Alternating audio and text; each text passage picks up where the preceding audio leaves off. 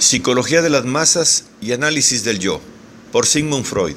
10. La masa y la horda primitiva. En 1912 adopté la hipótesis de Charles Darwin, según la cual la forma primitiva de la sociedad humana habría sido la horda, sometida al dominio absoluto de un poderoso macho. Intenté, por entonces, demostrar que los destinos de dicha horda han dejado huellas imborrables en la historia hereditaria de la humanidad, y sobre todo, que la evolución del totemismo, que engloba los comienzos de la religión, la moral y la diferenciación social, se halla relacionada con la muerte violenta del jefe y con la transformación de la horda paterna en una comunidad fraternal. Esto no es sino una nueva hipótesis que agregar a las muchas construidas por los historiadores de la humanidad primitiva para intentar esclarecer las tinieblas de la prehistoria. Un just so story, como lo denominó chanceramente un amable crítico inglés, Kroeger. Pero estimo ya muy honroso para una hipótesis el que, como esta, se muestre apropiada para relacionar y explicar hechos pertenecientes a sectores cada vez más lejanos. Ahora bien, las masas humanas nos muestran nuevamente el cuadro, ya conocido, del individuo dotado de un poder extraordinario y dominando a la multitud de individuos iguales entre sí, cuadro que corresponde exactamente a nuestra representación de la horda primitiva. La psicología de dichas masas, según nos es conocida por las descripciones repetidamente mencionadas, la desaparición de la personalidad individual consciente, la orientación de los pensamientos y los sentimientos en un mismo sentido, el predominio de la afectividad y de la vida psíquica inconsciente, la tendencia a la realización inmediata de las intenciones que puedan surgir. Toda esta psicología, repetimos, corresponde a un estado de regresión a una actividad anímica primitiva, tal y como la atribuiríamos a la horda prehistórica. La masa se nos muestra, pues, como una resurrección de la horda primitiva. Así como el hombre primitivo sobrevive virtualmente en cada individuo, también toda masa humana puede reconstituir la horda primitiva. Habremos, pues, de deducir que la psicología colectiva es la psicología humana más antigua, aquel conjunto de elementos que hemos aislado de todo lo referente a la masa, para constituir la psicología individual. No se ha diferenciado de la antigua psicología colectiva, sino más tarde, muy poco a poco, y aún hoy en día, tan solo parcialmente. Intentaremos todavía indicar el punto de partida de esta evolución. La primera reflexión que surge en nuestro espíritu nos muestra en qué punto habremos de rectificar nuestras anteriores afirmaciones. La psicología individual tiene, en efecto, que ser por lo menos tan antigua como la psicología colectiva, pues desde un principio debió de haber dos psicologías, la de los individuos componentes de la masa y la del padre, jefe o caudillo. Los individuos de la masa se hallaban enlazados unos a otros en la misma forma que hoy, mas el padre de la horda permanecía libre y aún hallándose aislado. Eran enérgicos e independientes sus actos intelectuales. Su voluntad no precisaba ser reforzada por la del otro. Deduciremos, pues, que su yo no se encontraba muy ligado por lazos libidinosos y que amándose sobre todo a sí mismo, solo amaba a los demás en tanto en cuanto le servían para la satisfacción de sus necesidades. Su yo no daba a los objetos más que lo estrictamente preciso. En los albores de la historia humana, fue el padre de la horda primitiva, el superhombre cuyo advenimiento esperaba Nietzsche en un lejano futuro. Los individuos componentes de una masa precisan todavía actualmente de la ilusión de que el jefe les ama a todos con un amor justo y equitativo, mientras que el jefe mismo no necesita amar a nadie, puede erigirse en dueño y señor y aunque absolutamente narcisista, se halla seguro de sí mismo y goza de completa independencia. Sabemos ya que el narcisismo limita el amor y podríamos demostrar que actuando así se ha constituido en un importantísimo factor de civilización. El padre de la horda primitiva no era aún inmortal, como luego ha llegado a serlo por divinización. Cuando murió, tuvo que ser reemplazado, y lo fue probablemente por el menor de sus hijos, que hasta entonces había sido un individuo de la masa, como los demás. Debe, pues, de existir una posibilidad de transformar la psicología colectiva en psicología individual y de encontrar las condiciones en las cuales puede efectuarse tal transformación análogamente a como resulta posible a las abejas hacer surgir de una larva, en caso de necesidad, una reina, en lugar de una obrera. La única hipótesis que sobre este punto podemos edificar es la siguiente. El padre primitivo impedía a sus hijos la satisfacción de sus tendencias sexuales directas. Les imponía la abstinencia y, por consiguiente, a título de derivación, el establecimiento de lazos afectivos que le ligaban a él en primer lugar y luego los unos a los otros.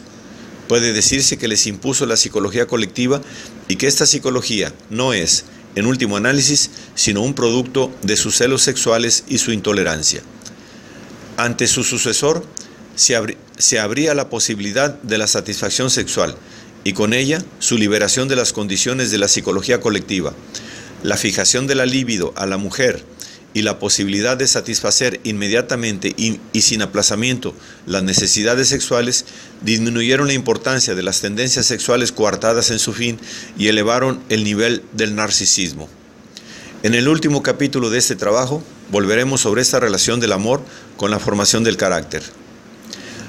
Haremos aún resaltar como especialmente instructiva la relación existente entre la constitución de la horda primitiva y la organización que mantiene y asegura la cohesión de una masa artificial.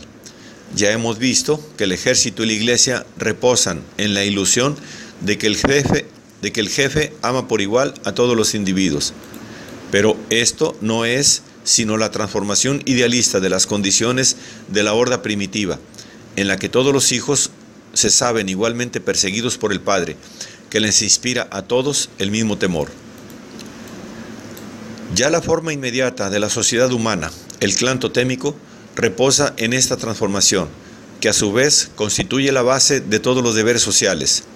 La inquebrantable fortaleza de la familia, como formación colectiva natural, resulta de que en ella es una realidad efectiva el amor igual del Padre hacia todos los hijos.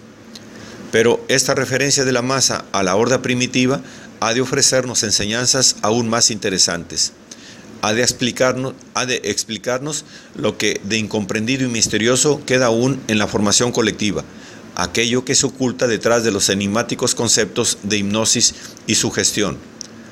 Recordemos que la hipnosis lleva en sí algo inquietante y que este carácter indica siempre la existencia de una represión de algo antiguo y familiar. Recordemos igualmente que la hipnosis es un estado inducido. El hipnotizador pretende poseer un poder misterioso que despoja de su voluntad al sujeto, o lo que es lo mismo, el sujeto atribuye al hipnotizador un tal poder. Esta fuerza misteriosa, a la que aún se da vulgarmente el nombre de magnetismo animal, debe ser la misma que constituye, para los primitivos, la fuente del tabú, aquella misma fuerza que emana de los reyes y de los jefes, y que pone en peligro a quienes se les acercan. Maná. El hipnotizador, que afirma poseer esta fuerza, la emplea ordenando al sujeto que le mire a los ojos. Hipnotiza, de una manera típica, por medio de la mirada. Igualmente, es la vista del jefe lo que resulta peligroso e insostenible para el primitivo, como más tarde la de Dios para el creyente. Moisés se ve obligado a servir de intermediario entre Jehová y su pueblo, porque este último no puede soportar la vista de Dios. Y cuando vuelve del Sinaí, resplandece su rostro, pues como también sucede al intermediario de los primitivos, una parte del maná ha pasado a su persona. La hipnosis puede ser provocada, asimismo por otros medios, haciendo fijar al sujeto la mirada en un objeto brillante o escuchar un ruido monótono. Y esta circunstancia ha inducido a muchos en error, dando ocasión a teorías fisiológicas insuficientes.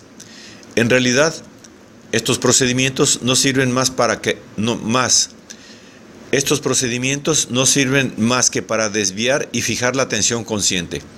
Es como si el hipnotizador dijese al sujeto: ahora se va usted a ocupar exclusivamente de mi persona. El resto del mundo carece de todo interés. Claro está que este discurso, pronunciado realmente por el hipnotizador, habría de ser contraproducente desde el punto de vista técnico, pues su única consecuencia sería arrancar al sujeto de su disposición inconsciente y excitarle a la contradicción consciente. Pero mientras que el hipnotizador evita atraer sobre sus intenciones el pensamiento consciente del sujeto y cae en una actividad en la que el mundo tiene que parecerle desprovisto de todo interés, sucede que, en realidad, concentra inconscientemente toda su atención sobre el hipnotizador, entrando en estado de transferencia con él.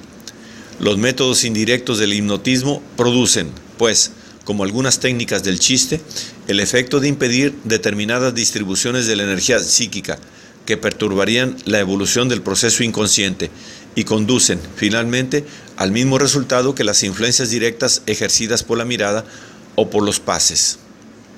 Ferenczi ha deducido acertadamente que con la orden de dormir intimada al sujeto al iniciar la hipnosis, se coloca el hipnotizador en el lugar de los padres de aquel. Cree, además, distinguir dos clases de hipnosis, una acariciadora y apaciguante y otra amenazadora. La primera sería la hipnosis maternal, la segunda la hipnosis paternal. Ahora bien, la orden de dormir no significa en la hipnosis sino la invitación a retraer todo interés del mundo exterior y concentrarlo en la persona del hipnotizador. Así la entiende, en efecto, el sujeto, pues esta desviación de la atención del mundo exterior constituye la característica psicológica del sujeto, y en ella reposa el parentesco del sueño con el estado hipnótico. Por medio de estos procedimientos despierta, pues, el hipnotizador una parte de la herencia arcaica del sujeto, herencia que se manifestó ya en su actitud con respecto a sus progenitores y especialmente en su idea del padre, al que hubo de representar como una personalidad omnipotente y peligrosa, con relación a la cual no cabía observar sino una actitud pasiva masoquista, renunciando a toda voluntad propia y considerando como una arriesgada audacia el hecho de arrostrar su presencia. Tal hubo de ser, indudablemente, la actitud del individuo de la horda primitiva con respecto al padre. Como ya nos lo han mostrado otras reacciones, la aptitud personal para la resurrección de tales situaciones arcaicas varía mucho de unos individuos a otros.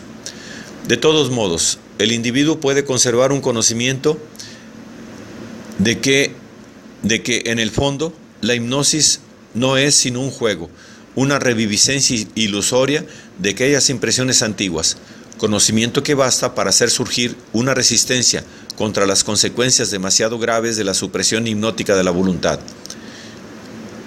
El carácter inquietante y coercitivo de las formaciones colectivas que se manifiesta en sus fenómenos de sugestión puede ser atribuido, por lo tanto, a la afinidad de la masa con la horda primitiva, de la cual desciende.